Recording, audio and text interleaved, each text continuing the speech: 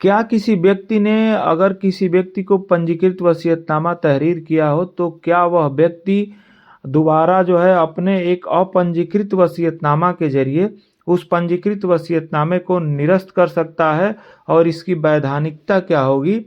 इसके संबंध में एक व्यवस्था है 2010 आरडी पेज संख्या 14, जिस पर माननीय राजस्व परिषद ने इस संबंध में विस्तृत रूप से अपना एक फैसला दिया और अपने फैसले में माननीय उच्च न्यायालय की खंडपीठ की विधि व्यवस्था 2001 आरडी पृष्ठ संख्या 449, जिसमें ये कहा गया कि वसीयत एक व्यक्ति के पक्ष में पंजीकृत निरस्त की जा सकती है अपंजीकृत वसीयत द्वारा दूसरे व्यक्ति के पक्ष में निष्पादित करते समय, बशर्ते कि जो कारण हो वो तर्कपूर्ण होने चाहिए। मतलब तर्कपूर्ण कारण अगर हैं तो पंजीकृत वसीयतनामे को भी अपंजीकृत वसीयत के द्वारा एक व्यक्ति जो है निरस्त कर सकता है, लेकिन तर्कपूर्ण कारण होने चाहिए।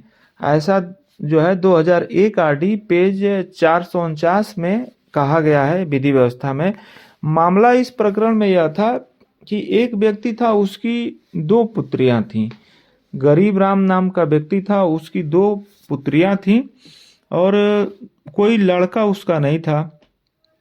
उस व्यक्ति ने अपनी 2 पुत्रियों में से एक पुत्री जो है उसके हक में पंजीकृत वसीयतनामा 9/8/1977 को किया। पंजीकृत वसीयतनामा किया अपनी चल संपत्ति का। 9/8/77 को उसने पंजीकृत वसीयतनामा किया। उसके बाद उसकी दोनों पुत्रियों में से एक पुत्री की जो है मृत्यु हो गई। बाद में उस व्यक्ति द्वारा 22/5/1984 को एक अपंजीकृत वसीयतनामा तहरीर किया और उस अपंजीकृत वसीयतनामा दिनांक 22/5/84 के जरिए उस व्यक्ति ने जो है अपने जो पूर्व में वसीयत उसने किया था पंजीकृत 9/8/1977 की जो वसीयत थी उसको उसमें उसने मनसूख किया और मनसूख करके दोनों को 1/2 भाग अपने प्रॉपर्टी का दे दिया। यानी अपनी एक लड़की को और अपनी एक लड़की के जो पुत्र हैं उनको दोनों को 1/2 भाग का जो है अपंजीकृत वसीयतनामा उसने कर दिया। अब ये मामला चला और अवर न्यायालय ने क्या किया कि जो पंजीकृत वसीयतनामा था 1977 वाला, उसके आधार पर नामांतरण आदेश पारित कर दिया। उस नामांतरण आदेश के विरुद्ध जो है दूसरे व्यक्ति द्वारा माननीय आयुक्त महोदय के समक्ष मुकदमा दाखिल किया गया और माननीय आयुक्त महोदय ने उस पंजीकृत वसीयतनामे के आधार पर जो नामांतरण आदेश पारित किया गया था उसको उन्होंने निरस्त कर दिया और निरस्त करके उन्होंने जो है वापस कर दिया पत्रावली को। तो उस आदेश के विरुद्ध माननीय राजस्व परिषद के समक्ष मुकदमा चला और माननीय राजस्व परिषद ने अपने फैसले में माननीय राजस्व परिषद ने 8 अक्टूबर वर्ष 2009 में ये फैसला दिया और माननीय राजस्व परिषद ने अपने फैसले में ये स्पष्ट रूप से कहा कि अगर कोई व्यक्ति पंजीकृत वसीयत किया है और उसने बाद में जो है उसे अपंजीकृत वसीयतनामा के जरिए उसको खंडित किया है और उसमें जो तर्क दिया है वह तर्क जो है सही है और जो कारण उसमें दर्शित किया है वह कारण अगर सही है, विधि संगत है, तो उसके आधार पर जो है नामांतरण आदेश पारित किया जाना चाहिए।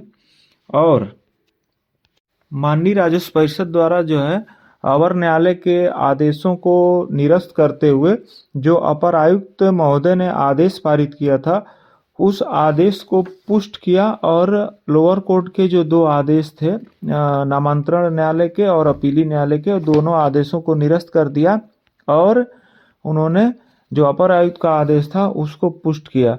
तो इस विधि व्यवस्था में यह स्पष्ट रूप से वर्णित किया गया कि अगर एक व्यक्ति के पक्ष में पंजीकृत वसीयत है और उस व्यक्ति ने ही अपंजीकृत वसीयतनामे में विधिवत तर्कपूर्ण कारण दे करके अगर उस वसीयत को निरस्त किया है और वो कारण तर्कपूर्ण है तो उसे माना जाना चाहिए।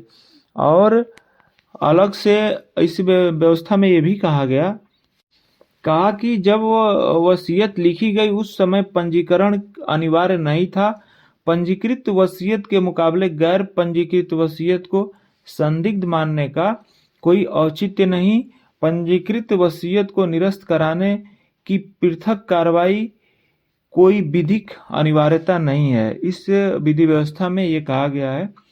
तो 2001 आरडी पृष्ठ संख्या 449 की विधि व्यवस्था के संबंध में आप विस्तृत रूप से जानकारी ले सकते हैं।